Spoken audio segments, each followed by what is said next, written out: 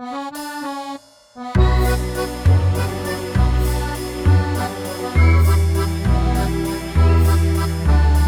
April 19, 1775, the first shots of the Revolution rang out in the battles of Lexington and Concord. British troops were sent to seize colonial weapons, but they were met by armed militia, known as Minutemen. The confrontations resulted in casualties on both sides, marking the official start of the American Revolutionary War.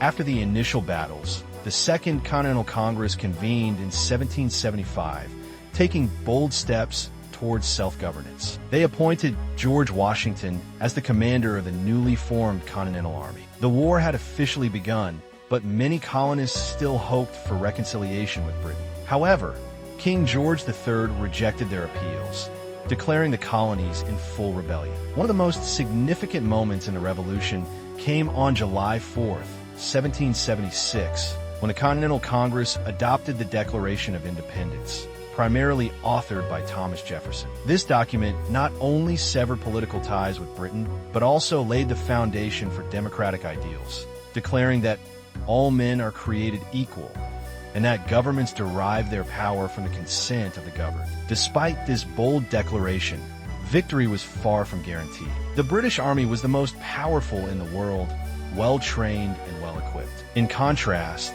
the Continental Army was poorly supplied and frequently outnumbered. The Americans suffered early defeats, including the loss of New York in 1776. However, Washington turned the tide with a daring attack on Hessian forces at Trenton on Christmas night, boosting morale among his troops. The war escalated in 1777 when American forces won the decisive Battle of Saratoga, convincing France to enter the war as an ally. France provided military aid, ships, and troops, which significantly strengthened the American cause. Soon, Spain and the Netherlands also declared war on Britain, shifting the global balance of power in favor of the